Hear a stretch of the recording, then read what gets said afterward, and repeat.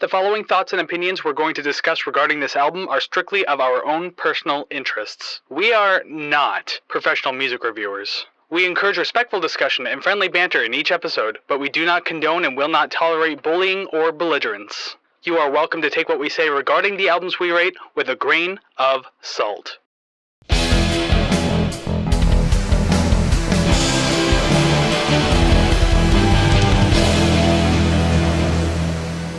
Well, hey there, everybody, and welcome to another episode of the Rate the Record podcast, episode 66. Yay! Can we get what is it? Social Security now? No, Can we're we not retire? We're not seniors yet. Remember, I think it's like 65 or now, something. I don't know. Dang. Okay, 5 weeks. I'll bring it up again. And LOL, millennial, we can't retire. It's impossible now. Silly. Oh my God, we're gonna be right? working till we're dead. Oh my God, I'll be living under the bridge, and then they will pay me to maintain it, and then charge me rent. Probably, Ridiculous. yeah. They will charge you right for staying on the bridge. So your forever slaves of the day are Kris and Savannah, unfortunately. And I'm pretty sure a lot of people just heaved a sigh because they can probably relate. I mean, we're not alone in this. Like, Oh my we are part of a God. generation who got fucked. Hi, boomers. Yeah, ha ha. And I see you, Gen X. I see you hide behind that tree. Anyways, yes, this is the Rate the Record podcast where we pick on people older than us. So thank you very much for tuning in today and hanging out. And hopefully you're going to be checking out today's album, having a lot of fun with us and everything like that. I chose the album, so you know it's going to be good. That's just the way the show works. Yeah, go ahead, debate it. I dare you. Debate it. I dare you. Oh, well, we'll see till the end. We'll see when I B tier that. I will B minus it. Okay, fair enough if you want to just spoil that right now. But yes, this is what we do. We're going to rate records today. So make sure that you like, subscribe, rate, comment, share, follow. All of those things help us build the musical community that we've been trying to build since day one. We're doing pretty good at it, and we want to continue to do it, and that's where you come in. So doing all those things really help us, especially over in the audio world. Leaving reviews and ratings really boosts us up in the musical commentary community. That's where we want to be. More eyes and ears on the product, just like yours. So by all means, please do that. And of course, YouTube, if you're watching the video version of this, hello, you can see me waving. And if you see me waving, hit subscribe if you see me waving right now. I think that's fair. Hit like too. Why not? It's only two buttons. It's not that hard. All the stuff he said. Exactly. I word soup it now because I should have it memorized by now, but I still stumble through it. I still forget to say things every week. Hey, that it's all part of the charm. We're all human, right? Except me. I am a robot because I am perfect. I beg to differ. You're the only one of us who has a B tier album. No, sorry, D tier. D tier. That's what I meant to say. Yeah. I have not chosen one. Anyways, so for today's show, we are looking at an album I chose. Episode 60 is A Perfect Circle and their 2003 album, 13th Step.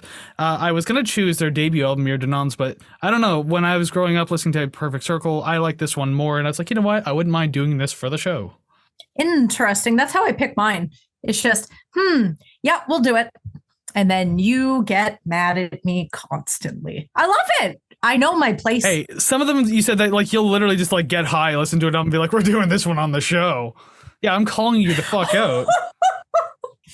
It's legal where we do it, so it's fine. My parents, man. But seriously, there is one that you have constantly alluded to, and that's exactly what I did. And I do not regret it at all. So excited. Yeah, to those of you who follow along, and I keep pointing out this album coming in season 4 that Savannah picked out that I'm not looking forward to. Here's your other, allude to it, I suppose. I mean, I'm still thinking about it. And I'm not going to purposely tank it. I honestly don't know what to expect, but I can't imagine I'm going to like it. Yeah, well, I'm excited. I don't expect you to like it. I think a part of me is just taking a little bit of satisfaction in making you listen to it. That's exactly. I suppose so, huh? Yeah. Well, speaking of people who have been following along for a while, if you've been here before, you know exactly what to expect on the show. So hello, welcome back. Glad to have you here, part of the show. Familiar faces and or ears in the crowd, I suppose. You know what we do here, but if you're new here, you don't know what we do here. So hello, welcome to the show. We hope you enjoy your stay, be a part of the musical community, hang out with us, and listen to us be annoying for about an hour and a half. Oh, we're so annoying.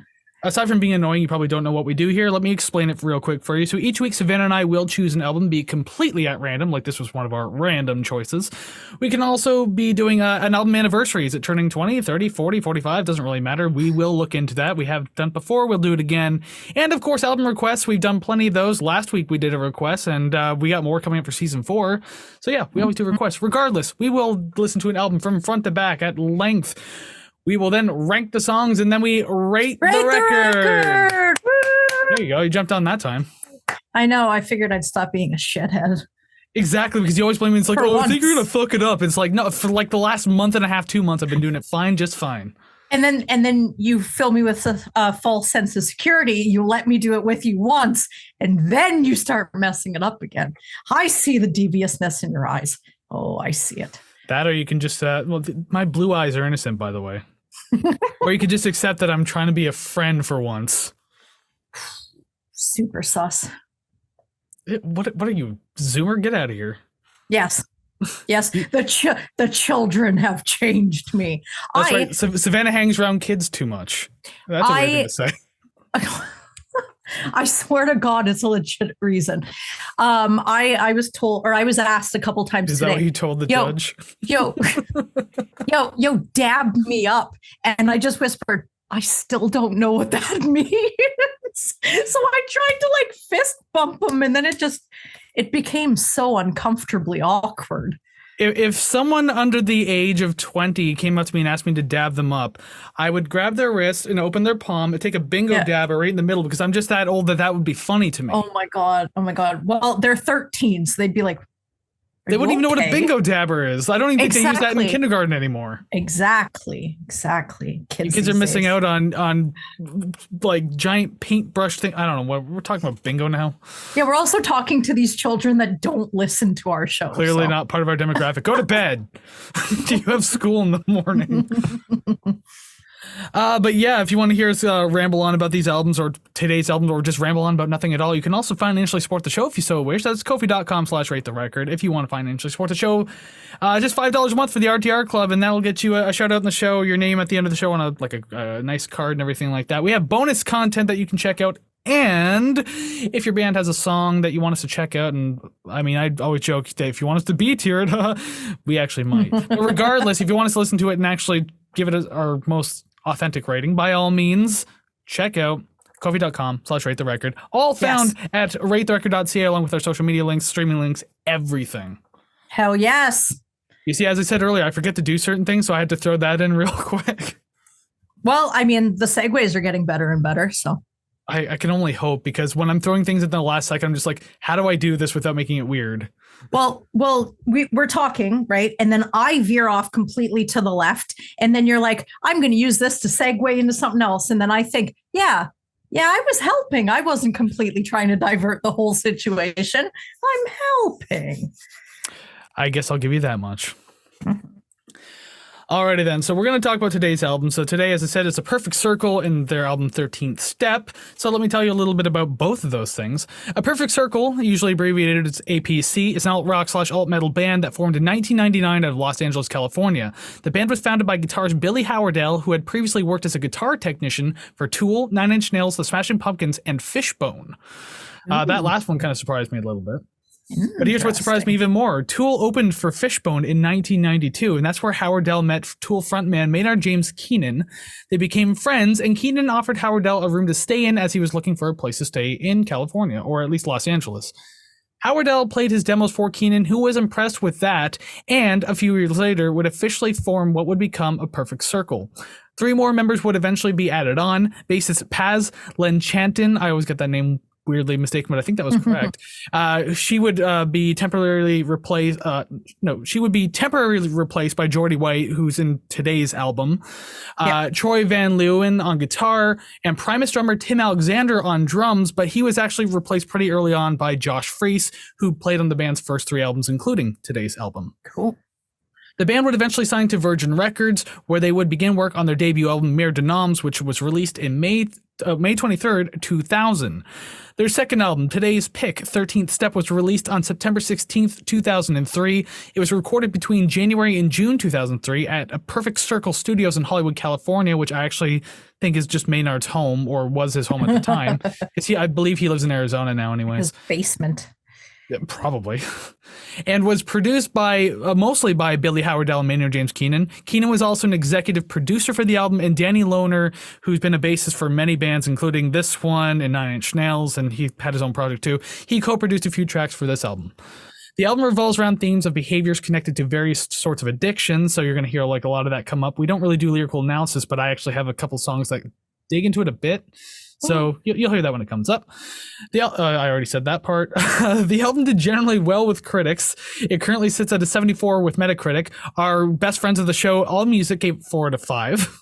I'm going to say that until they acknowledge us. Interesting. Yeah, and then you get a cease and desist. Yeah, they did this. Like, don't ever say our names. Don't even whisper our names. That Music Review Place gave it this score. You know the ones we're talking about.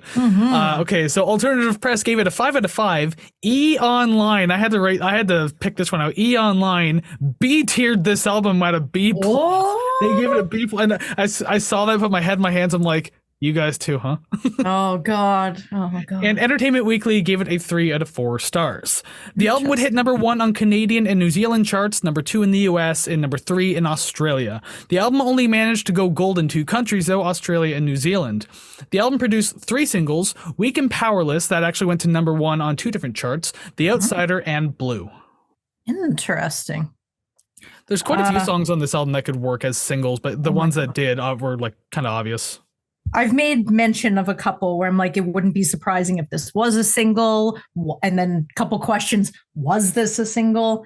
But I do just want to sort of round back to you talking about the beginnings of A Perfect Circle and talking about Josh Freese and him drumming. My man, Josh Freese. Love that guy. So I kind of did a little skim of the Wikipedia, and I was like, I recognize his name. Hey, he drummed for Weezer for a little bit. So we just want to go Weezer's Devo.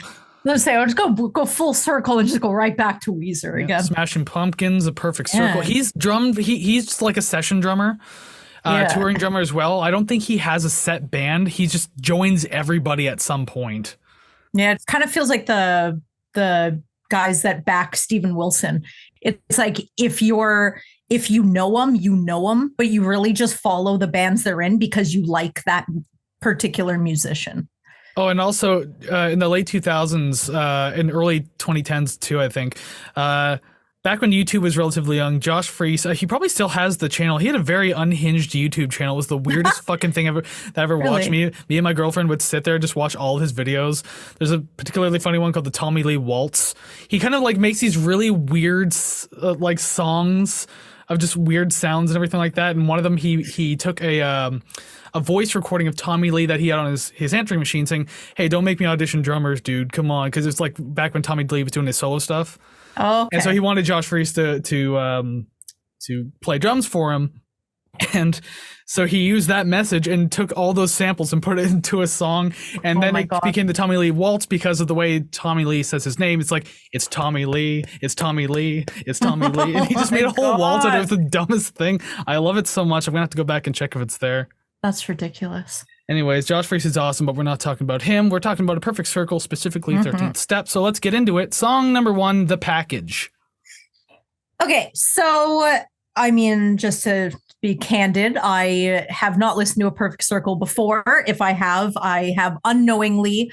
We did speak about this before we started recording. I said the song Judith would be the song you likely guarantee you've heard it. Now, I recognize the title because that's just something memorable. I've never heard a song called that, but I can't recall what it sounds like, so I'm a little unsure if I've even heard it before. But going into this, I really wasn't sure what to expect. Part of me was expecting Tool, but as soon as I started listening to The Package, I'm like, this is different. This is not what I thought it was going to be. But like, that's not a bad thing.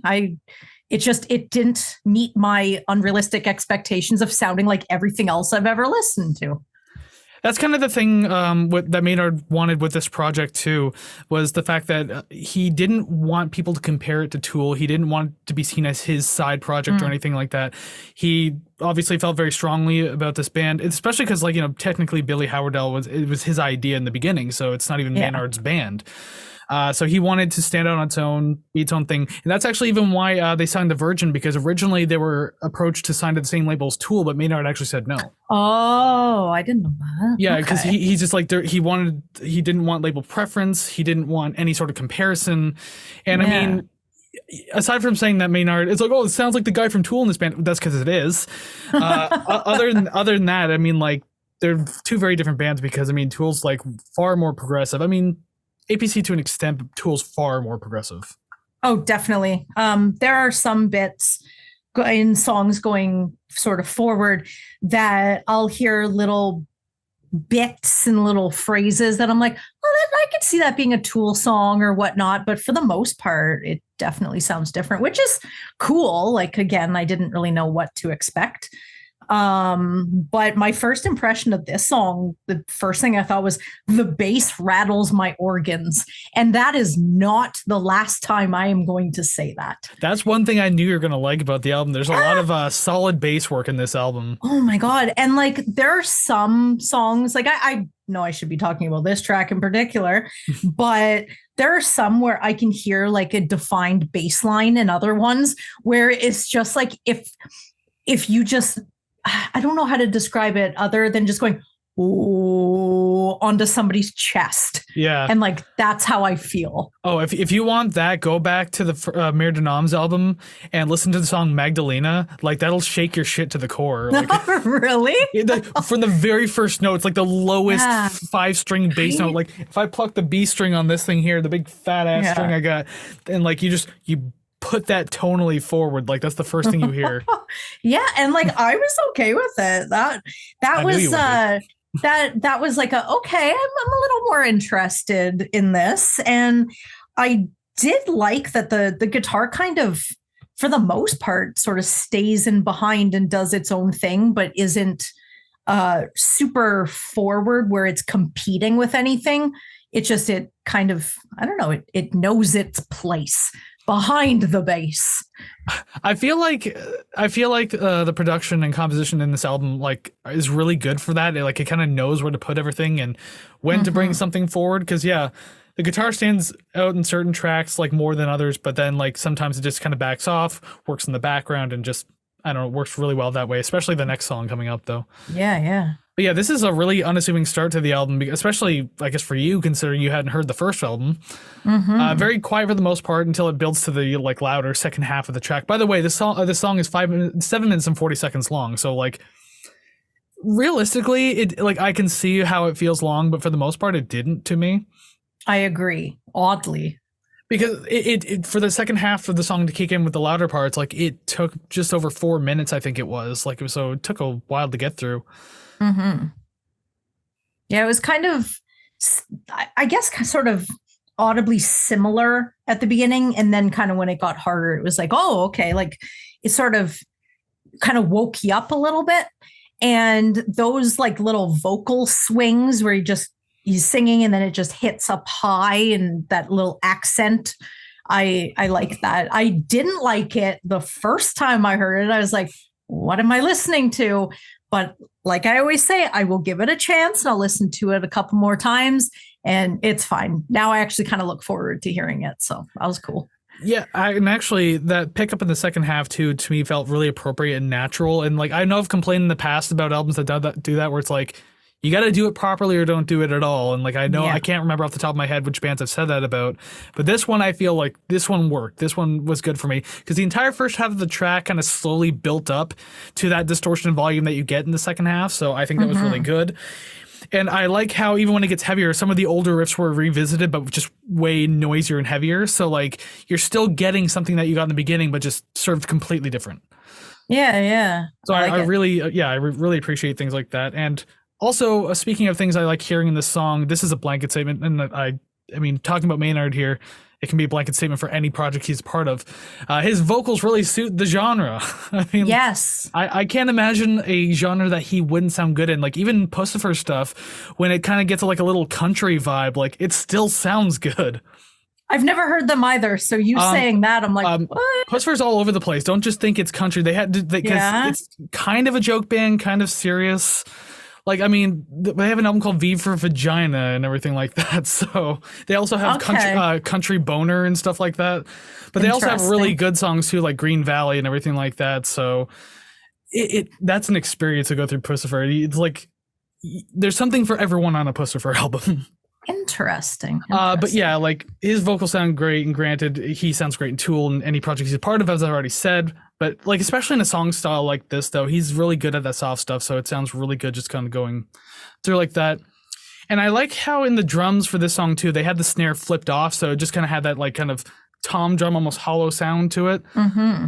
It's cool. Like, it's hard to do that and like get away with it, but like, I mean, this is the kind of song that would absolutely suit it. So I really like that. And it was a mix of like that with like the constant low bass guitars, as you kind of mentioned, and the spread guitars in each speaker and everything like that. Yeah. Everything just felt like frail and mysterious for the first little while in the song. So I don't know. It caught me.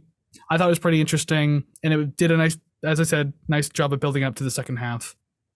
I agree. And it didn't feel 7 minutes long. So that is a thumbs up on this end.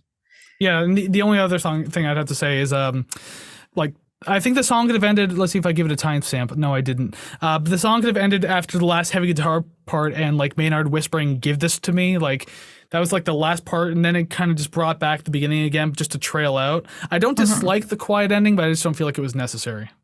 Especially coming after a louder sort of bit kind of thing. Just, would you have rathered it sort of trail out as it was? Yeah, because like the last guitar note that hits like din din din din, trails out, and he's like, "This is mine," or "Yeah, give this to me." That's what he said. And just if it just ended on that and then trailed into "Weak and Powerless," I would have been fine with it there. Okay, interesting. You got to remaster these things. Remix them. I think to even like look at the place where the masters are stored, I'd have to pay too much money. Yikes! Join Ko-fi.com. That's why.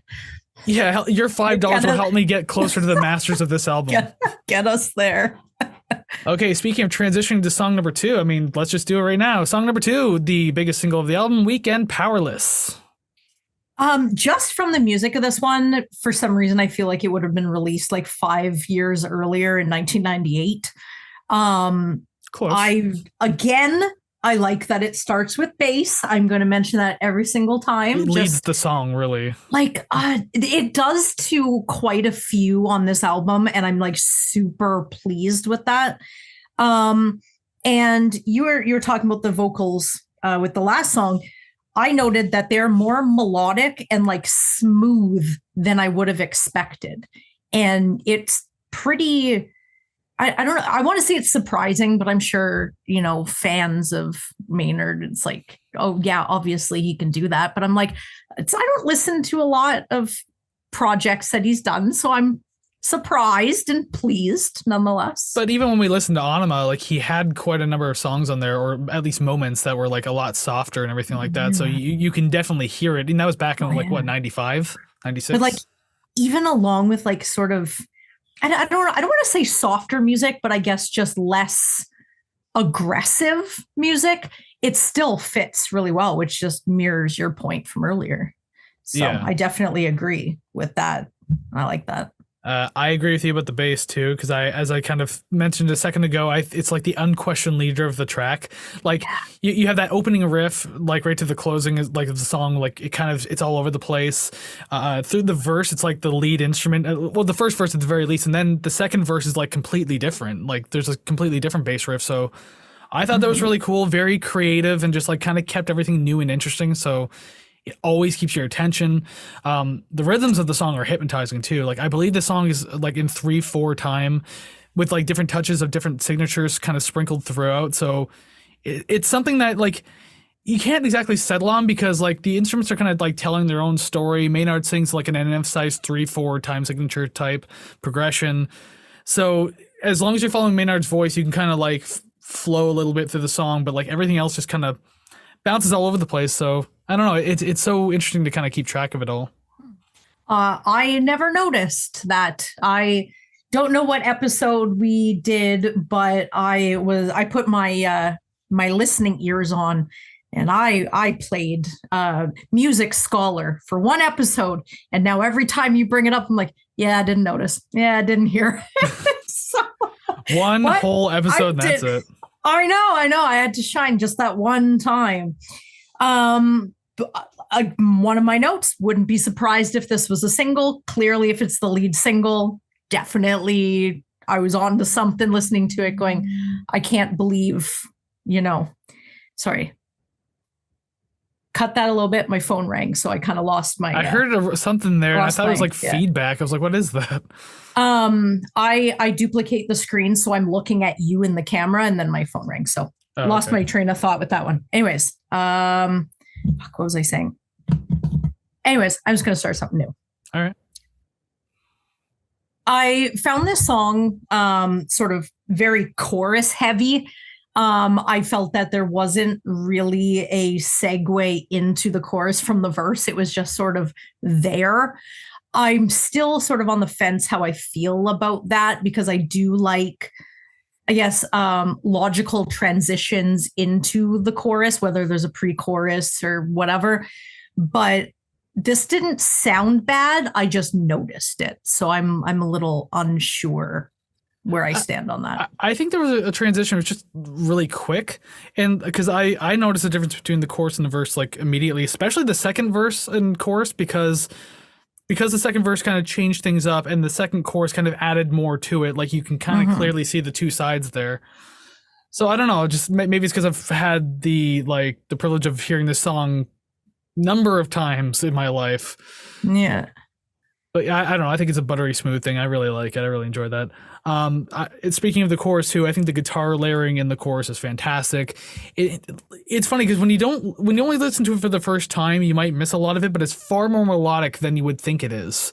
Like I thought maybe there was just like kind of power chords or like light chords going on in the background, but no, there's like a lot going on. I was just like, holy shit! Like, how did I not notice before? Interesting. Yeah. Then again, like I only half-assed listened to it up until this point, right? So yeah, I definitely put this on my playlist, my actually existing for real playlist. Even if it was just a passive listen, it's still a good listen. Yeah, and I mean, like for 3 minutes 15 seconds, it kind of gives you everything it needs to. It's just really well done. I think this song is like a really good masterclass of well-established writing, and like on every front. Like this song is just unfucking believable, especially when you sit down and like really listen to like all the layers and what they're doing, and just like, I don't know. It's nice that the bass took lead in this track, and it still managed to like not feel hollow. Because I think not too long ago, I think we might have just done a band where I said like a bass took a lead on a track, but it felt completely empty in the mix because like then the guitars weren't picking up the slack or anything like that. The mix wasn't all that good. This is different though. Like everything, the production was really good. So the bass taking the lead on the higher end was actually really welcome, really interesting. Just enjoyed it. Sounds like a glowing review.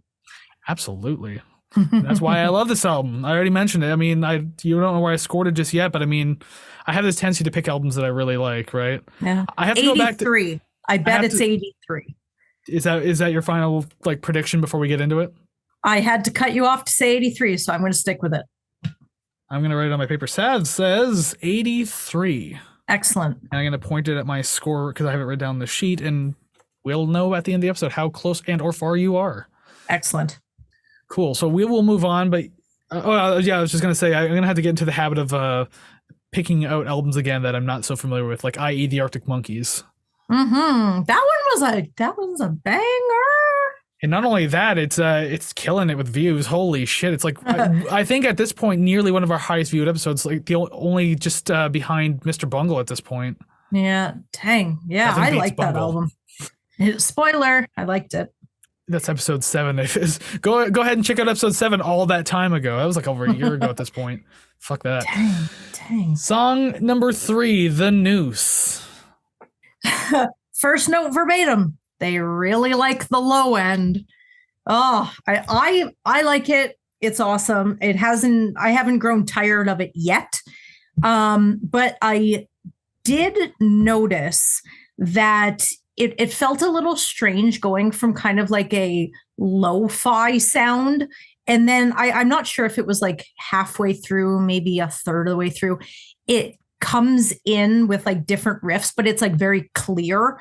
So it kind of feels like I'm watching something in black and white, and then it just turns to color. Hey, you're watching Pleasantville. Yeah. Never seen that either. Ah. Yeah, I'm not a movie person. That was a spot-on reference, though. I will say that. Yeah.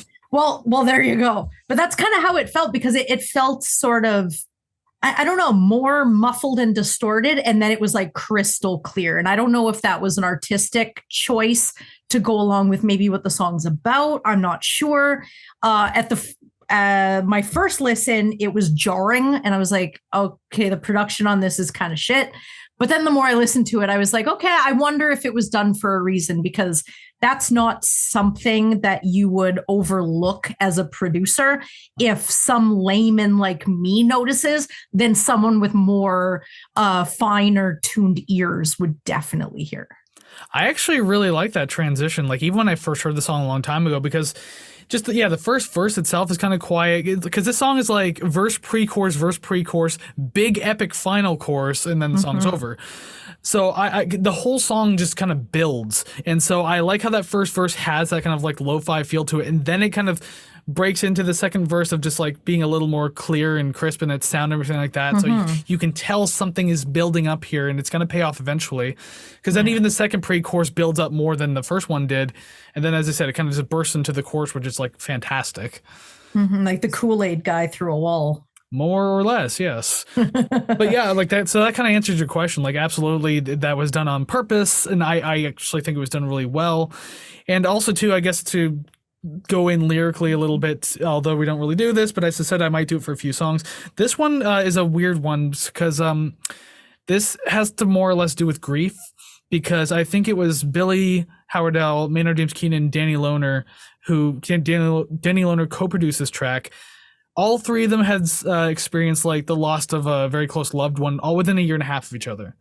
Dang. And so this song is kind of like an amalgamation of like all of their grief and just different ways they wanted to show it. So they had to find a proper way to make this song so like all of them had kind of like their voice in it, more or less, to speak, like musically. I can definitely feel that. I felt it without even knowing it, because I wrote, this is what I would listen to if I was sad and depressed and wanted to lean into it rather than pull myself out of it. It kind of put me in like a kind of feeling. So that translated, I want to say well, but like the subject matter, but it did translate fairly well. Yeah, Maynard has a way of writing about how much he doesn't like God. See the song Judith. I mean, yeah. He got mad about his mom dying for that one. So, I mean, if you really want to know how much he likes God, there you go. Yikes. But yeah, I love the atmosphere. I was kind of saying earlier, I love the atmospheric build of the entire track. And as I said, it kind of ultimately pays off in the big crescendo of a chorus at the end. It's fantastic. And like, it's little things in the song that I really appreciate too, like that one constant guitar note that's kind of going through the verses. It acts nice as a keynote while the roots change around it. So I don't know. I like when things like that happen. So you can kind of like, it's kind of like you get. I don't really know how to put it into a good analogy. I was gonna say something about a clothesline, but I mean nothing happens around a clothesline. You just have one straight line, but then you have like all these like dots all over the place, just kind of doing its own thing around it and everything like that. So I think that's, I don't know. There's something audibly pleasing about things like that. I don't know how to describe it because I also don't know music theory all that well. Interesting. Yeah, I definitely don't either. So I cannot help you at all. I can tell you that at almost 5 minutes long, not once did I notice at all. I didn't even look at the progress bar. Not the first time, not the second time, not the third time. Like I like when songs can offer me enough that I'm not waiting for it to end. And I found this one in particular that no matter how many times I listened to it and I was anticipating what was coming up, it was fine. Like the song ended before I got sick of it. Yeah. And there have been quite a few in other episodes that it's maybe a quarter of the way through, and I'm like, okay, we're done. That's it. Don't care. Cut it off. Yeah, and just finding those gems that are entertaining enough, but without being aggressively wild, like it didn't offer something where it's like 5 different sections, 1 minute each. They're all different. There's a guitar solo. It's fairly steady, but it's interesting. And that was cool. I like that. Yeah, I mean, this song kind of had a lot going for it. It's just a lot of tension. The song that resolves kind of beautifully, although depressingly, but still, there's a lot of beauty in depression, especially when it comes to music. So, I mean, it's okay to use that terminology. All right, so we'll move on then. Song number 4, Blue. And I don't have a lot for this song. Not that I don't like it or anything. It's just like it was hard for me to kind of think of things to say. But I thought this was a great pacing to this track. Like from the first second, like everything kind of worked well for it. And like I like the mix of feelings you get from verse to chorus, because like there's obviously 2 kind of different things going on there. The verse sounds good, but the problem is they're not as interesting as some of the other tracks though. The chorus is catchy and it has like a really what I consider an appropriate amount of energy. And what I mean by that is like it doesn't try to go overboard and like do more than it should. But it picks up just enough of the energy from the verse so that like it feels good, So I might have a little bit more than you, but I still, again, don't have a lot, like you said. I still have one more note, but that's fine. Like it's I'm holding it off anyway. Oh no, your time's over. The beginning of this song, like it sounds like I was imagining a bass sitar. Now I don't know if those exist. I've mentioned that in the previous episode. Yeah. I don't remember which one, but I mentioned something about a bass sitar. Maybe the Chili Peppers, but anyways. Like I want to know if that's a thing because I've never bothered to look. But it kind of feels like that's what it is. I don't know, very sitar-y. I didn't hear it at the beginning of the track, so when the ending came and I heard it, I was like, the fuck is this? And then I heard it again. I was like, oh, it's a callback. Okay, I understand now. Or else I would have been confused. Yeah. Now I do kind of have a gripe. This is probably just personal. Now I don't know why or I can't really explain why it sounds this way, but it sounds like the vocals are laid down over a pre-existing track. So it kind of sounds like karaoke. It doesn't sound like I imagine it's 2003. They're probably recording this digitally. I don't know sort of what their stance on recording is. I know some people are staunch, like analog tape, we're doing this all the time. But it felt like there was some sort of barrier between the music and the vocals. It wasn't like together. I don't know. I didn't hear that anywhere else on the album. It was just this track in particular. So I don't know, maybe it was just me. But I felt it important enough to notice. And again, the guitar sort of plucking or strumming away in the background while letting everything else sort of shine. It's kind of like, I know I'm good. I know I'm important. So I don't have to scream about it. I don't have to be in your face. And the fact that it is effective enough to do that is admirable.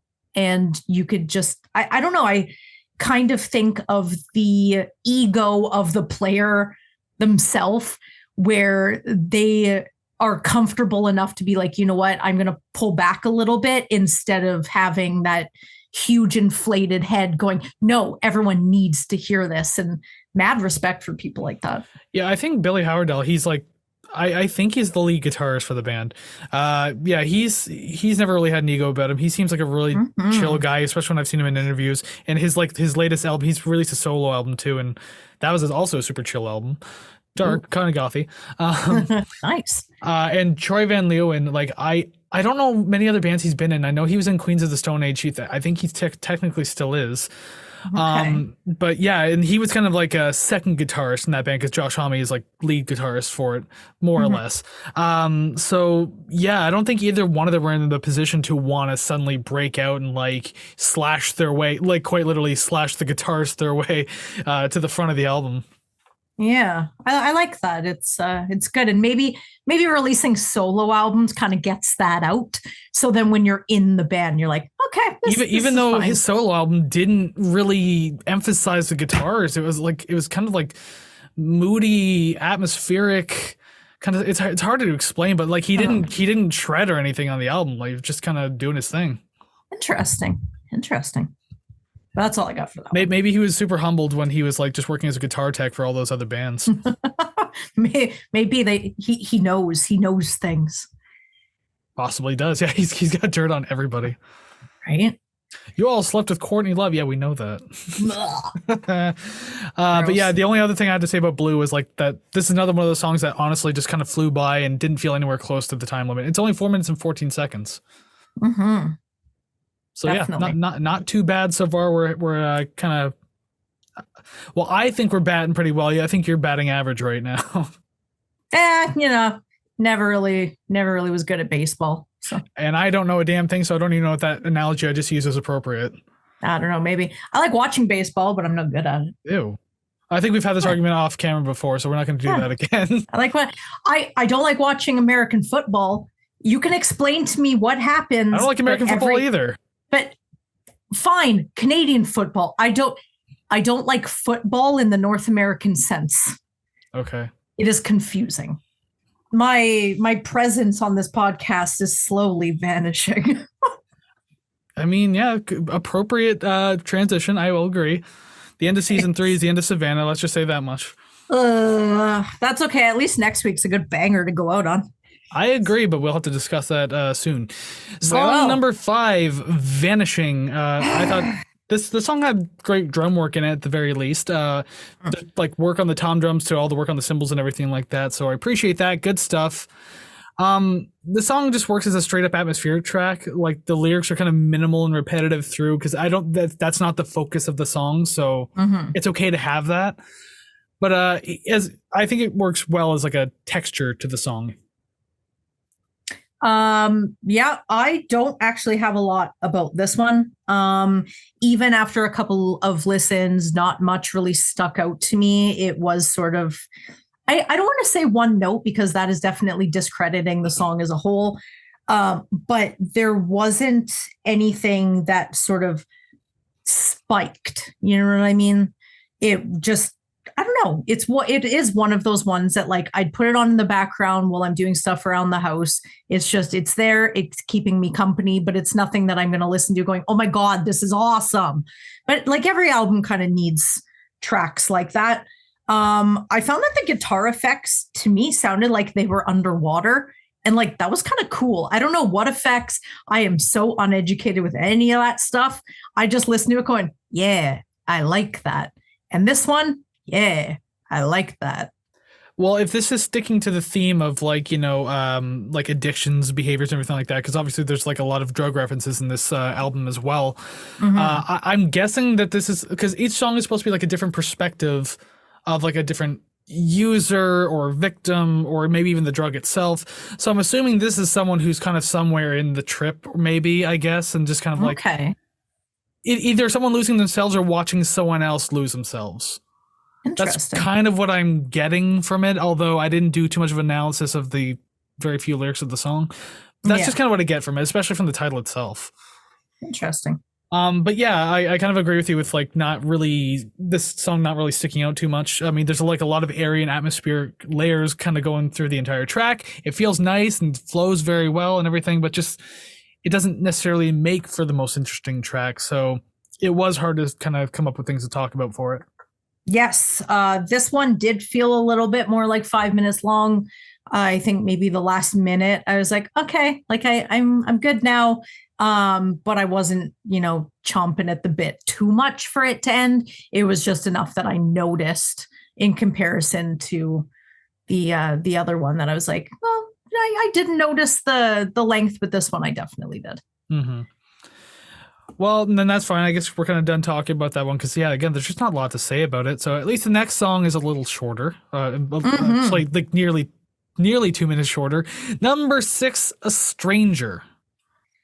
I like that it starts with acoustic guitar and some, I guess, ambient effects behind it. Like there's like a mild wind or something. It kind of, I don't really know what imagery I was getting aside from just maybe playing a guitar by a campfire in the desert. I gotta jump in. Peyote. Maybe it is. Yeah, I think you brought up that note before too on another album. Yeah.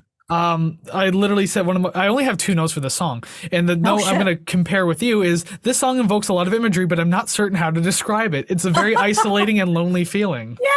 Yeah. We kind of got the same sense of it, not the exact same image, but like the same scene, more or less. Yeah. It feels like windy and empty. Yeah. Yeah, it kind of feels. I didn't get the campfire. I got like maybe sitting alone in a room near a window, and like you're alone in a dark house, just staring out the window, and you're kind of like coming down terribly off a drug, and you're just kind of like sitting there shivering a bit. I don't know, like that kind of stuff. Oof. I'm keeping the theme of the album in mind, so that's why that kind of stuff comes along because it just makes sense.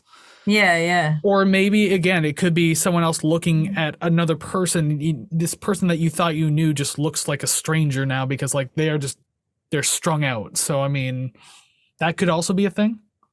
Interesting. Yeah, I have no idea. I just went with, acoustic guitar, simple monkey brain. Like it. Sounds good. Now, I know that this was 2003, but it still kind of gives me end of side A feelings. It's just sort of coming down. It's like a little more calm. It's definitely feeling like the next song's going to punch me in the face, but I'm not sure. So we'll see how that goes. Okay,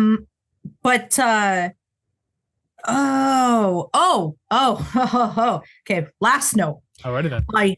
I swear I heard him say, I fucked a tomato, but I refuse to look up the proper lyrics. He says fucking tornado. I know I wouldn't tell you, but I'm going to tell you since we're on air. It doesn't matter because fucked a tomato is hilarious because I heard it all 4 times. And I was like, yeah, I'm going to stick with that. Something along the lines of like, you won't move like a fucking tornado or something like that. Interesting. I like mine better. I'll stick with it. It's about ketchup.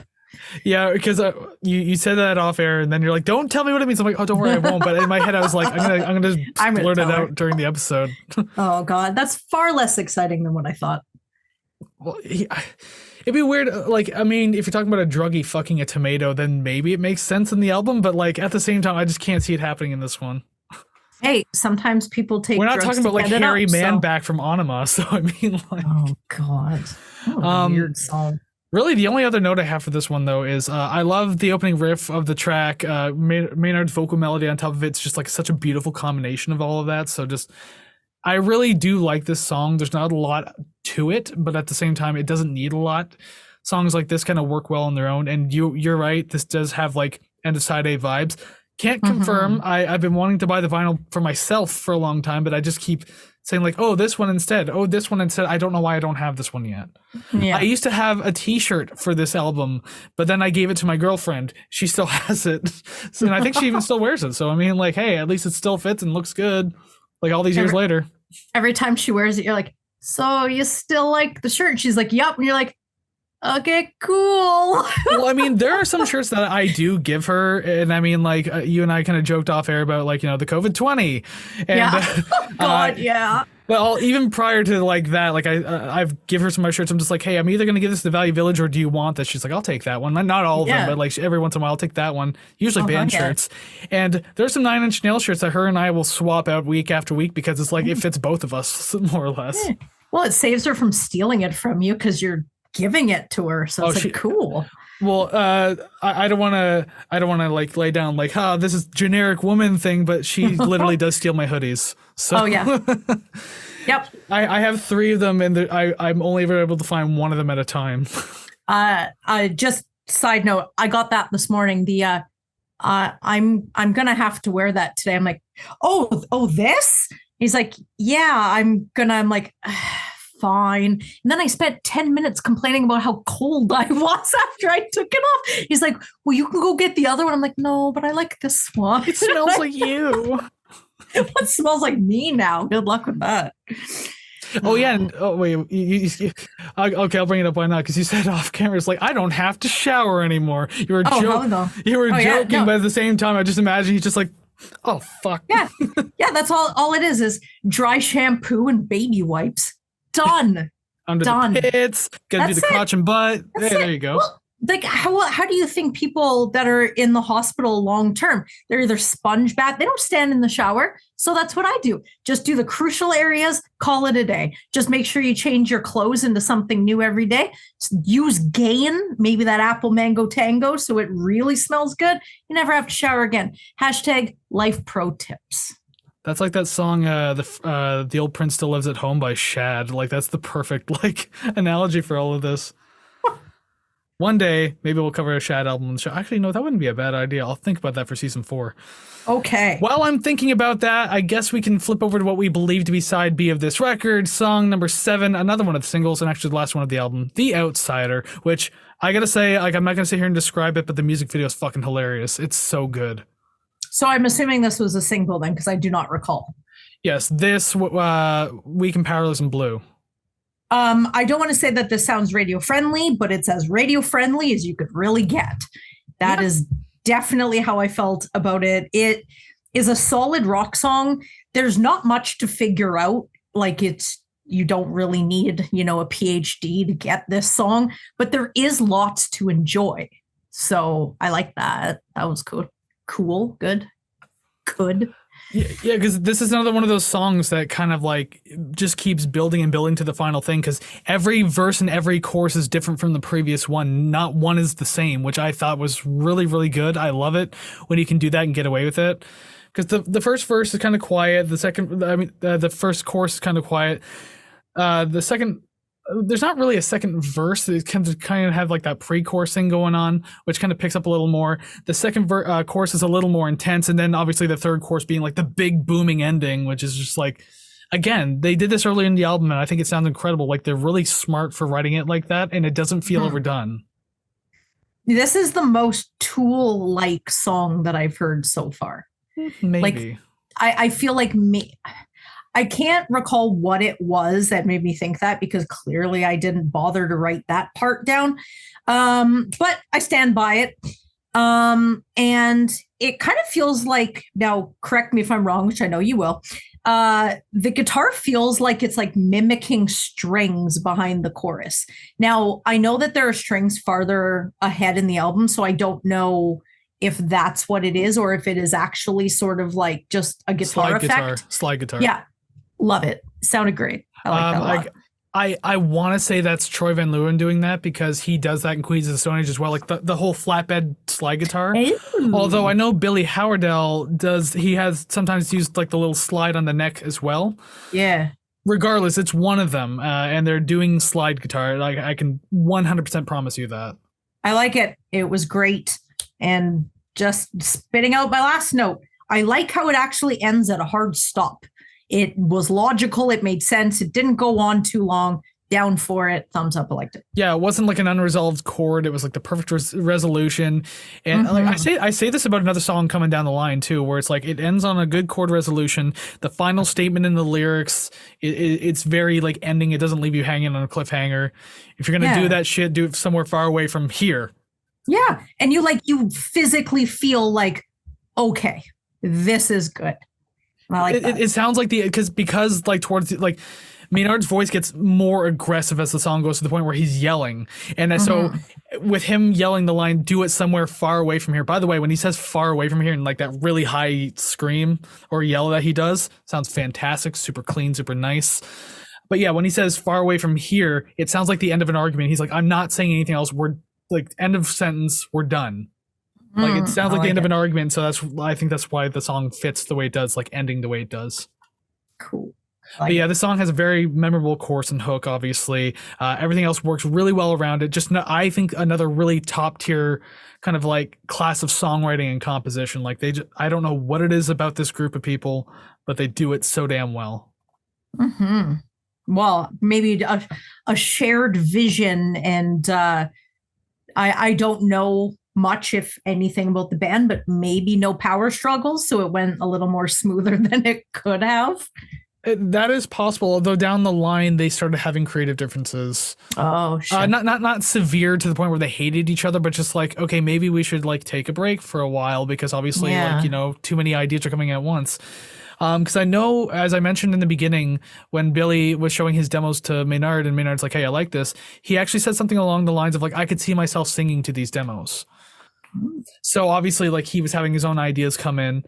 And usually too, I can't remember how it worked. It's like for APC, I think the music would be done by Billy and the band, or maybe just Billy. He'd send it to Maynard, who would like listen to it either with lyrics or like, chances are Maynard probably wrote the lyrics. He'd write the lyrics while listening to the music and then just fit it in as he felt appropriate. Yeah. I think he does the same thing with Tool as well. Just sort of written in steps. Yeah, because he's very introverted, so like he much prefer to just do it on his own time. And when he calls you and says, I got something, then that's when you can start jamming. I think Rush does that, where Geddy and Alex, they'll write the music, then send that to Neil. Neil write lyrics. He was on a motorcycle somewhere in South America, just going to mountainside. Right? He's just like, oh, they're ready. So he finds a nice like little wooded area next to a waterfall and just writes like mythical lyrics and stuff like that. Speaking of introverted, how more introverted can you get? You know, just driving thousands of miles away from your two bandmates. Not even being on the same tour bus. Like he followed behind them or ahead of them on his motorcycle. That was his thing. Yeah. Hell yeah. Yeah. More talk about Rush and Neil Peart and all that. We'll have to do that again soon. It'll make me cry. Yeah, I know, right? Oh, okay, so I guess we'll move on now to song number 8. I think the shortest song on the album, Crimes. No, wait, no, there's a shorter one coming up. Yeah. I don't know why. I mean, as I listened to this more and more, it became a little more apparent. But this one got my attention immediately. It felt different than, or more different than what I had heard up until now. There was like an anticipatory feeling that something is going to happen, but it doesn't. It's just there, which like I'm fine with. I liked it. It felt like more of a transitional track, but it does stand independently quite all right on its own. I mean, it's not like I don't know how to describe it other than it just feels like a transitional track, but there's enough going on that we can't just say, oh, we're just going to pass this one like we've done before with, 1-2 minute songs that don't really offer anything. Because I feel like this actually offered me something enough that I liked it. Which is interesting. I liked it. Which is interesting because I don't feel like much happened in this one. Like I felt like beyond the first 30 seconds, you don't get much new. Like maybe you get like a new layer sprinkled in every once in a while. Yeah. But this one kind of feels like I don't know. I want to say kind of cinematic in a way. It's like maybe that's why it's calmer, but still kind of dark. It definitely feels like it's setting a scene of some sort. And especially going towards the ending when the music kind of fades out and then you just kind of hear like talking what sounds like a hallway or something like that. Like, which kind of will lead into the next track in a minute, but I think it could have something to do with the next track too, especially if like, all these themes are kind of tying together at some point. Mm-hmm. So I'm wondering if, maybe it's just like someone who's kind of like strung out in a hallway or just kind of in their own head doing their own thing type thing. And just like, this is the world happening around them. It's just kind of setting this dingy scene for you. There are a lot of times that we'll do albums like this. And once we actually start talking about it together, it sort of opens my eyes a little more. I'm like, oh shit, that makes so much sense. Because listening to it on my own, not knowing there's a story, not knowing anything, not even doing like lyrical analysis, I'm like, okay, I'm taking this for what it is, this 2-minute song, that's that. And then you saying like, oh, it kind of leads into the next song and it might be this. The more I think about it, I'm like, oh, fuck, he's right. Like, God damn it. So I don't know. It's like, I get a first impression listening to it on my own and then a second first impression while we're doing this. So I don't know. I think that's kind of cool. I did mention that the sort of bustling, what like you say in a hallway or something like that, it kind of leaves me desiring more music. I didn't know what the end really had to contribute. I couldn't really discern any dialogue, but just thinking of what my mental image was of the next song, what you said seems to fit it pretty well. So it kind of gives me a new outlook on it just right now. I like that. Yeah. And as I said, it might very well tie into the next song, so it's hard to say. But let's talk about that now while we're talking about it. So song number 9, The Nurse Who Loved Me. I feel like my catchphrase for this episode is, I like that. This song, I like that. Now, I do know that no one else is going to hear this, but I can totally see Tripping Daisy covering this song. It's just the band Failure did. If you've ever heard that, yeah? I don't know about that. I have not, but I probably have to check that out. It sounds like a little tropical.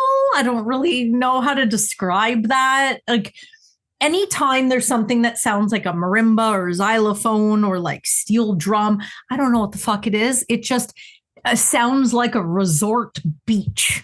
And I was down for it. You know what?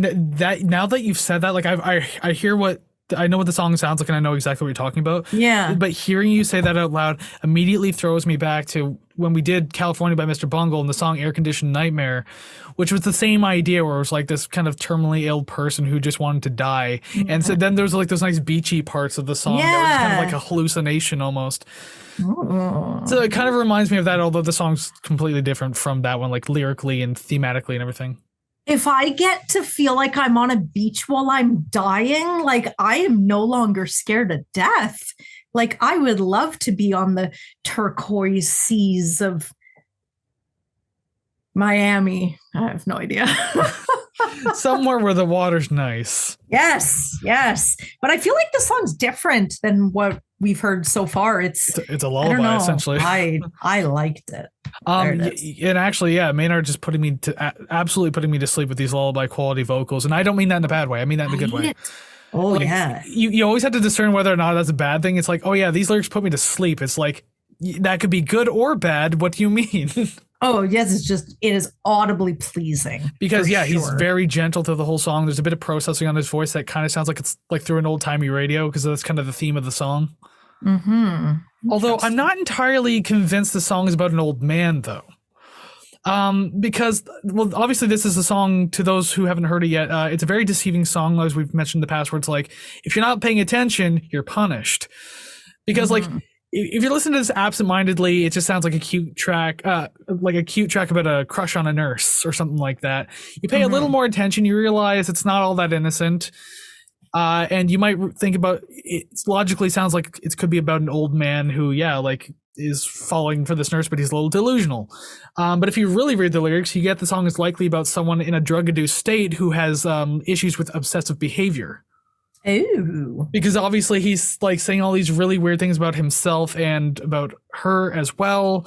And just like, I'm taking her home with me. She has everything I need. Pharmacy keys, pills in a little cup. But like, she only acts like a nurse to other guys, but she's falling hard for me. It's like, so he's obviously obsessed with this woman and he's likely just in his own little stupor. Hence why like weird things like you sneeze those apples out of your eyes while you were sleeping. Like, what the hell does that mean? So he's probably like out of his head. Now, may I quote the scholar, Savannah? I love how relaxing it feels. I would assume this song is about being in a psychiatric hospital, and the music is how he feels being on prescription drugs. Yeah. I mean, that definitely works, because a lot of people think it's about like an old man who's kind of like just dreaming of being with this young nurse, but because of the style of the song, and you get like the old timey radio feel to it, you get like the angelic kind of singing and strings and the occasional like little trumpet in the background as well. Yeah, that kind of comes in. So I can see why people would think it's like an old guy in a hospital, but I think it's just a regular middle-aged dude in a terrible drug-induced state, and he's also like super obsessive. So that's what I picture. I didn't picture anyone like older. I just pictured someone that's just like I don't know, they're so disconnected with the world around them because they've been in this place so long that they're sort of like, I don't know, it's like maybe being in jail and having a crush on a correctional officer. You're like, I don't have much to choose from because you've stuck me here. So you are now the object of my affection because I have no one else. I know a song by a different artist with an excellent song by an artist that goes by that exact story too. Oh, really? Although it's the other way around. It's the correctional officer who has a crush on an inmate, and then they eventually plot and escape together type thing. That happens like way more often than you'd think. Yeah, but this particular song's excellent. Interesting. But yeah, honestly, that's kind of all I have to say for the song. We've kind of said a lot about it, and I like. I've always kind of liked it. It's very different. It kind of catches you by surprise when you've been listening to everything else. So I can see why someone wouldn't like it, but I enjoyed it. I just am appreciative that it didn't take a hard turn and get louder. That it just sort of stayed steady and blissful and nice and down for it. And again, I liked it. Wonder how you would feel about the cover by the band Failure, because it's heavier. Like they do a heavier version of it. Yeah, I'm not super into it, but it's not terrible either. I mean, whatever. I'd like mid tier it. It's like I wouldn't turn it off, but I wouldn't choose it. Yeah, I hear a lot of those songs, so I get that. Yeah. All right, we'll move on to song number 10 now, Pet. Coming off the last one, I did not expect to be audibly assaulted. I'm not complaining, but I just did not expect it. Now, I definitely got a vivid image from this song. I feel like I'm in a wet basement tied to a chair with a blindfold on, and he's singing in my ear, and I'm really just preparing to die. I mean, you're probably not wrong, because I'm getting the vibes of like a manipulator in this song. Yeah, I get it, where it's just like I'm the only one for you. I'm here. And it's like, okay, like I don't know. It's like the beginning of conditioning me for Stockholm syndrome. Yeah, like I'm keeping you from literally everything. I'm saving you from yourself, even if it's things that could help you. Like I am your savior now. And it's so eerie. And I could just imagine just like saying it in my ears and just like, I know that this is my protect you from. Yeah. It's like, this is my last 15 minutes on earth, isn't it? And so, spooky. Spooky. Yeah, so like I've always had the thought that this song is about like a manipulative abuser or something along the lines of that, especially given the theme of the album. So I was kind of like looking up the lyrics and like what other people thought, and some people think that this song is through the perspective of the drug itself.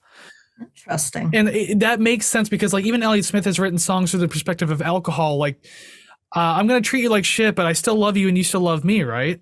And so that's kind of the vibe I'm getting from this one, where it's just like, I will take you away from everything good or bad, so just follow me.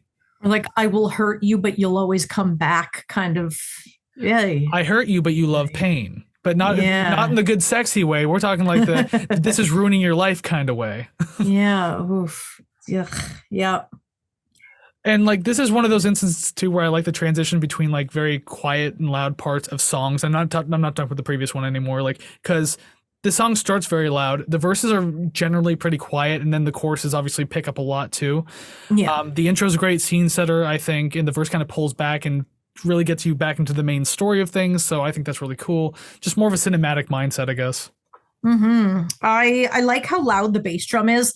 I feel it in my chest, and it kind of like reinforces sort of like a heartbeat kind of feeling, which definitely amplifies that sort of eerie, like I'm going to die soon feeling. I could always just be overemphasizing how I feel about it, but it's still kind of like, it makes me feel like a little unsettled, which I can imagine is sort of a point. Yeah, because actually I have a note that kind of mimics that, because I said like there's a minimal feeling to the verses and everything like that, and they do a lot to create a sense of both tension and also a sense of false sense of security. Mm-hmm. Like it's gentle enough where you could be like lulled into this thing. It's like, okay, maybe it's not so bad, but like there's still like a shit ton of tension flowing around it, and then the chorus obviously like makes it even more tense and way more anxiety because it gets louder and now you're essentially being yelled at. Yeah. It's makes me uncomfortable, but my last note just says I like it. So there you go. There you go. And like I guess the idea of like being able to shake addiction is obviously very hard, and so like even the last lyrics in the song, "Stay with me, safe and ignorant, stay with me," like so that makes a lot of sense to me when I read it. But like it being potentially through the perspective of the drug itself, it made a lot of sense, and I can see that. Interesting. And this is another one of those songs we were talking about earlier. It has a very abrupt ending, but works very well. Yes. It ends on a settled chord. The final lyrics, like a great end statement to the song. Just go back to sleep. So I thought good work there. Like they're just really smart with doing that. See it, and the go back to sleep is where he's putting the chloroformed rag on your face, and then you're passing out in that chair, but you're still tied to the chair. Yeah, so. making sure the nuts and bolts are still a little tight on your shackles. All that kind of stuff. Beautiful, beautiful. And while you're asleep, he'll sing you a lullaby. Number 11 lullaby. And that segue was acceptable. I appreciate that. Thank you. Well, because that was his lullaby. Him saying, "Go back to sleep." Yeah, because this one starts. This starts with it. It was a nice, transition. Yeah. So I'm just going to. Sometimes I like to read my notes verbatim because one, I find myself to be a A-tier comedian, and two, just refer to that first point. Oh my God, this bass is literally going to make me shit myself. It's like when someone drives down the road with their subwoofer cranked and you wonder how their windows haven't broken. That is all I felt with this. I listened to this whole album with headphones, and I felt like I was gonna vomit. I should have warned you to put on a fresh pair of Depends before you listen to this album. Holy shit! Holy shit! Yeah, I don't even know. I didn't hate it. It just caught me so off guard in comparison to the last track that it was just. I don't know, it was a lot more punch you in the gut. I do sort of wish that it went into an entire song with the bass at the beginning, but alas, it did not. It was just nice and calm. And I'm pretty sure if I can recall, there's no lyrics or vocals.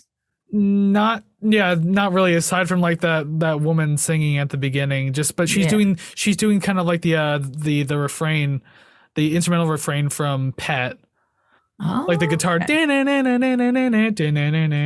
She was just going, like I can't even hit those notes. Yeah, me neither.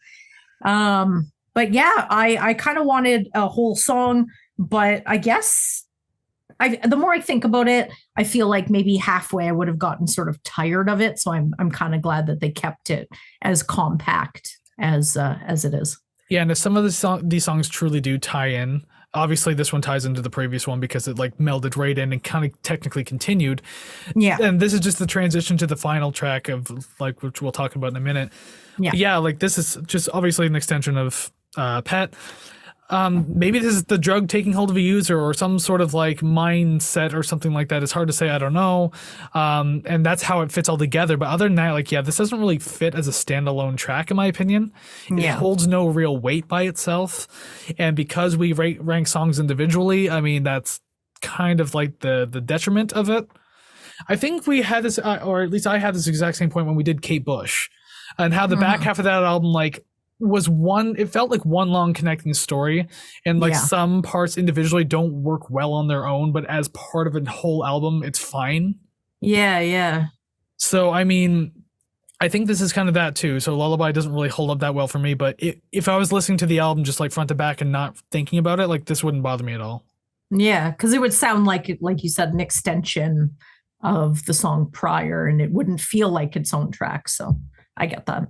Yeah, and it wouldn't even awkwardly meld in either, because it's like go back to sleep, silence, go back to sleep, silence, go back to sleep, then instrumentals kick in. So like in between those go back to sleep is where it changes somewhere you don't even know. Yeah.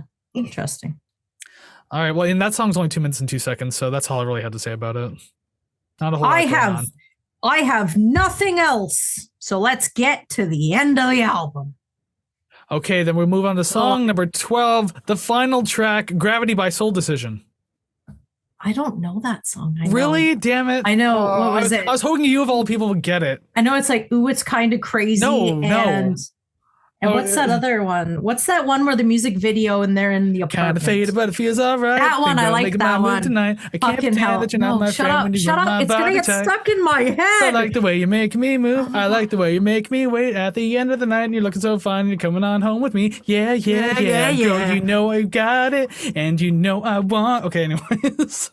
Last time I heard that song, it got stuck in my head for 4 days. So maybe no, I fucking hope not. Last time I heard that song was 3 months ago because I was like, I remember that song. God, it's such a banger though, and they played their own instruments. It was sweet. Yeah, they were one of the few pop acts that actually did that, like the Moffats and Hanson. Oh my God, they really should have. They should have been bigger than they were. This song, I don't think it has end of album energy. Same. It doesn't harm the track listing being at the end. But I feel like you could have really put it anywhere on the album, but I don't know. It just doesn't scream, hey, we're over. It feels like there may be another track after this. I'm looking at my notes right now and I literally say like, this feels more appropriate mid to late album track, but not end. Yeah. Like if this came like two songs ago, if this came after, let's say The Nurse Who Loved Me, if this followed that, I think that would have been fine. And then Pet comes after that.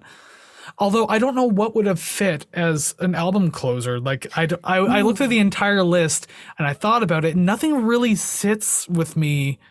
Cause like either this is going to have an abrupt ending or you have to pick a song that trails out perfectly, and I don't really know what would do it as an end of album song. I did mention in The Nurse Who Loved Me that I could see it as a final track on the album. I don't know how much I stand behind that now, but when I listened to it, I was like, okay, this seems like a good come down, but having to wait the entire album just to get to like sort of that slower song at the very end kind of feels like a cop out where it's like, oh, we need something that sounds different. Fuck it, throw it at the end. So I'm not 100% sure if I stand behind it, but it's the only track on this entire album that I even made note that, yeah, this sounds like it could be the closing track. I could see it probably, I'm just looking at my notes again, maybe A Stranger, maybe The Noose. Yeah. I don't know. It's hard to say. But anyways, back to Gravity. I do like the work between the bass and the drums that flow through the verses of this song. It's very chill, slightly bouncy. So although it's like still a very kind of bleak song, but it still kind of gives you something to go with in the song. It's not just completely downer. I was expecting a big pop or anything out of the song either, especially like because I have hindsight of the song, but I felt a little underwhelmed by the chorus. Like the singing's great, but just everything felt fairly flat behind it. So it was hard to really get behind this song. Just sort of going off what you just said, I don't really know if it's mimicking or if I'm completely off base, but I don't know if I would be able to recall what this one sounds like, even if I tried. I didn't feel like there was ultimately anything like stand outy about it.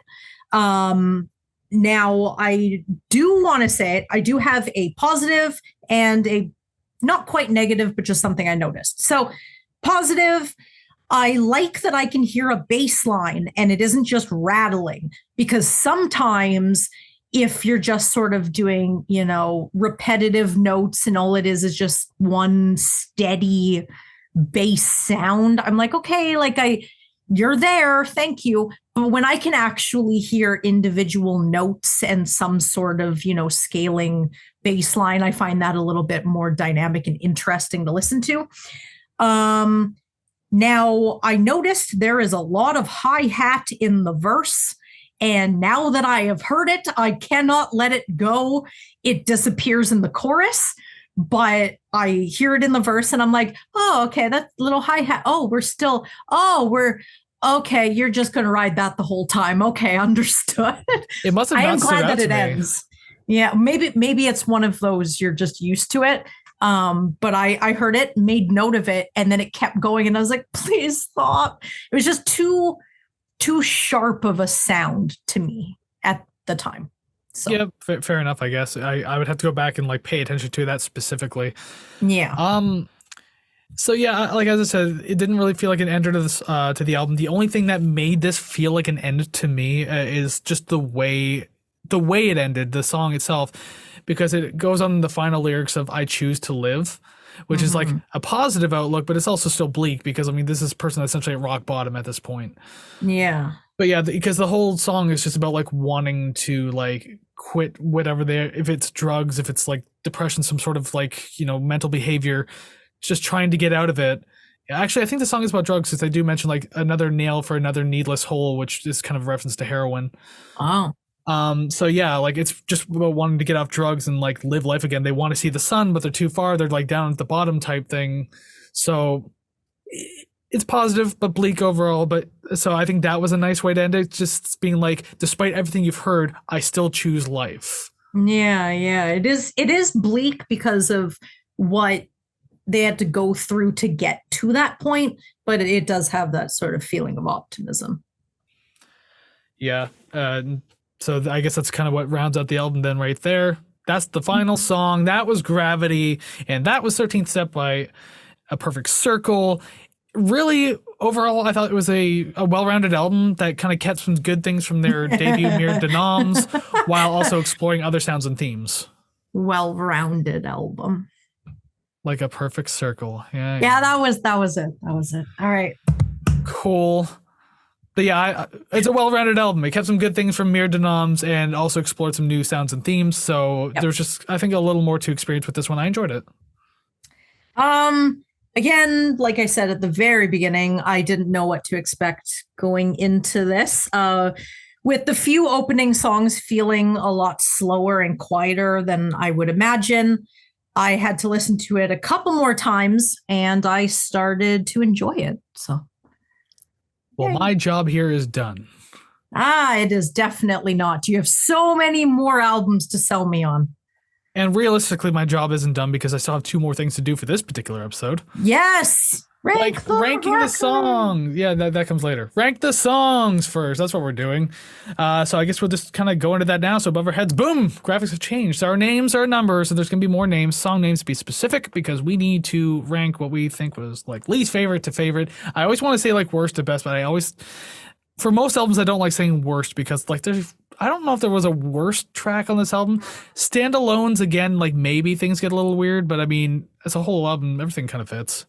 Yeah, I feel like my ranking is least likely to listen to again to most likely I'd listen to again. And even the least, if I hear it, I'm not going to turn it off. I just probably won't choose to listen to that outside of the context of the album itself. My thoughts exactly. Yeah. All right, so let's see exactly where we go. I have nothing. God, I actually have quite a few. 7 question marks. Wow, I'm confident. Interesting. Well, partially confident, although Ooh. I rate question marks as we go, but then the more perspective I get on your idea of the album, I don't change anything. So I think it's like we'd be lucky to get 1 at this point. Now, I don't know if I'm ever going to beat my miraculous guess from last week where I guessed our number 1s before we even got halfway through the review. I was smart enough to not do that this time because I am with you. I think we would be lucky to get 1. I'm going to say 1, and I will be pleased if it's anything above that. Yeah. I'm not even certain what I would consider your least favorite on the album because like usually I get a good idea of that when we're starting to discuss songs, but I didn't get that from this time. So, I mean, this is one of the ones I think we would get number 1 on. If not, then I have no idea beyond this. So number 12, Lullaby. A stranger. Okay, then yeah, I have, this is a complete like just fucking wasteland now. Are we just gonna? We've only done 1. Yeah, but I don't know if how much more confidence I have on anything else. All right. Number 11, Crimes. Gravity. I blame gravity. Dun, dun, dun, dun, dun, dun, dun. I don't remember all the words. I don't know the song. Kiss me and I'll fall for you. That's this whole decision one. Anyways, number 10, Vanishing. Yes. Okay, Vanishing. We got one. Cool. All right, there's the one. I try to be like much like more cool about it. I'm like, yeah, we match. But as soon as you say it, I'm like, oh my God, we got one. So well, because for a long time there, it was a rarity. I know. Oh my God. It has to be more normalized so that I calm the hell down. Well, I mean, get good. Anyways, song number 9, Gravity. Lullaby. Lullaby. Number 8, Blue. Weak and powerless. Wow, actually, I expect that to be higher on your list. Well, we're getting into all these scores are very tight together now.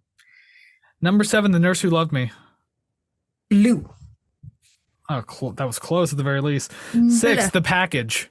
Yes. Oh my God. Cool, we got 2. That's been a while. Hell yeah. Check mark, and that was a question mark too. Actually, What if we get 3? Oh my God. so far the 2 we've gotten correct had question marks next to them. So hey, I had some good ideas, I suppose. All right. Although when more than half of the album was question marks, I was bound to get at least one. Fair enough. I gotta sell myself short because it's only factual. Number 5, Pet. No. The Noose. The Noose. We got one more match to do, but we're not gonna match it, I guarantee it. Number not. 4, A Stranger. Crimes. Crimes. Number 3, The Noose. Number 3, The Outsider. Yeah, okay, we're done. That's fine. I'll take 2 though. My number 2 is The Outsider. Pet. Pet. My number 1, Weak and Powerless. The Nurse Who Loved Me. I like that song. Wow, Nice. that actually made your number 1 too, eh? It said. But this, I can't be a surprise on my end because it's 2 songs I said were a masterclass of writing are my top 2 songs. Yeah. If they were anywhere else, I would have been shocked.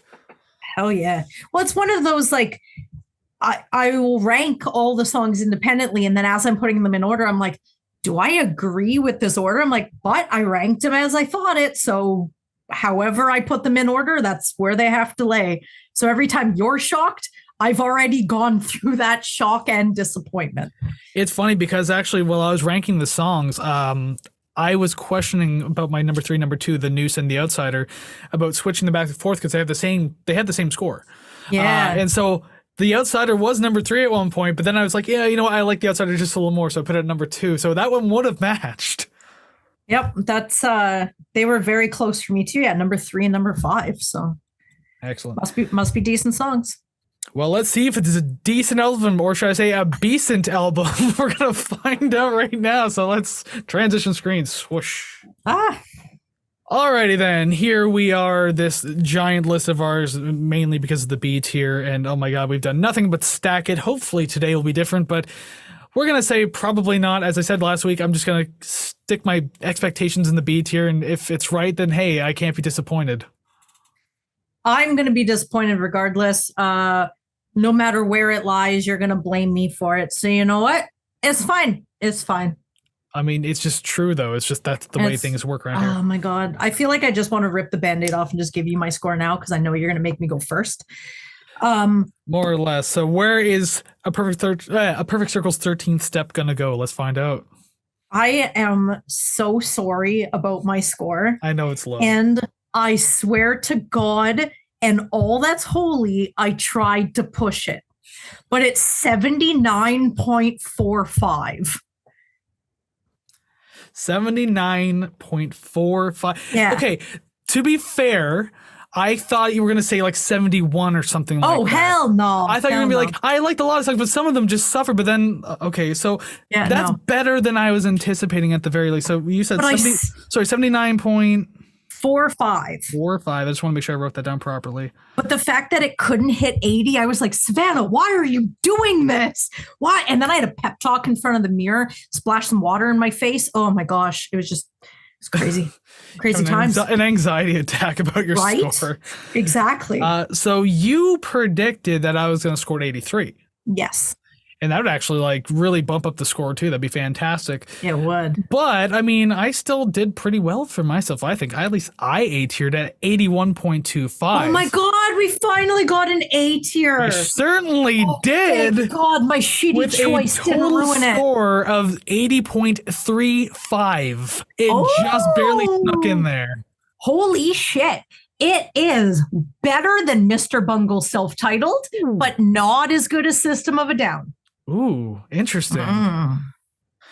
I guess I can live with that score. I'm going to. Oh my God, we broke the streak. We literally A-tiered 10 something. episodes of B tier, and System of a Down was our last A tier. And we got 2 matches.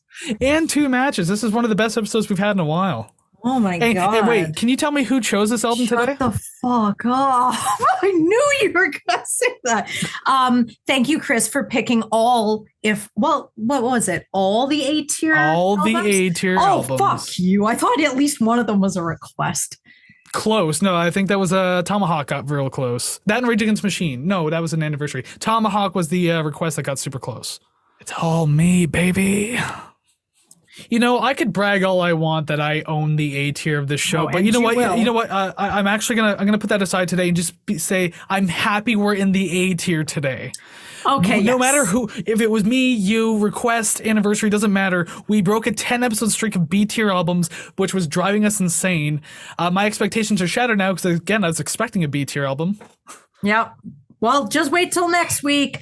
B tier, B minus, might even be a C. Oh God, my heart might actually like get wrung out by hand. Who knows?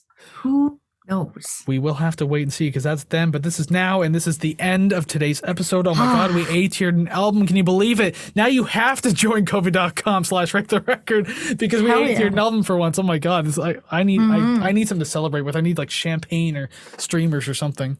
See, if I had my little noise blower, I would do that. But I was told off camera that I better not do that anymore. So, yeah. Correct.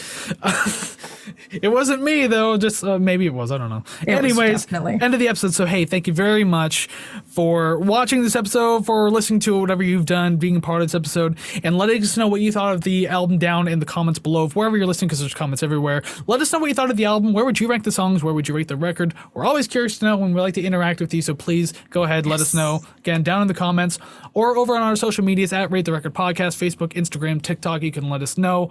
All of that found at ratetherecord.ca, including our link to kofi.com/ratetherecord if you want to support the show financially. Dang, you did pretty good on that one. I'm just trying to, I lump it all in now. That's all I ever do. I like it. Good. I'm getting better at this only 60 episodes later. Yeah, do all that. Really help us, kind of bump us up. We want more people like you. And also, remember, I know, although this could be old hat by the time anyone's watching this in the future, starting January 2023, we're doing the album giveaways stuff because we've hit 100 subscribers. So make sure you keep an eye out, because down in the description below, on future videos, that is, you will see the, oh, I had a bit of a burp there. Cool. Anyway, you'll see a link to do the album giveaway starting in January 2023. Keep your eye out soon, because there's also going to be a video going up explaining the rules of the contest. So yeah, exciting. We finally get to give away albums now. So thank you very much for helping us to get to 100 subscribers. Yay! I don't have much to add other than what you just said, but yay! Thanks, always guys. Good news. It's fantastic. Yeah, thanks, guys. So before we let you go for the week, we do like to give you a sneak preview of what's going to happen next week. And just a gentle reminder about next week. It is the last episode of season 3 and really of 2022 as well. So you won't see us again until sometime in January for season 4. Hell yeah. And we got some bangers in season 4, don't we, sure, Kris? don't we? Oh, I can't fucking wait. This is great. Oh, now I have been given the task of moderately spoiling next week, but I'm not gonna, because next week we have a special date to celebrate with a band/artist we have covered previously. And I mean, the date is close enough anyways, but it's still valid. Still valid. Yeah, it kind of feels like its own little celebration day, if you will. Mm-hmm. Super stoked.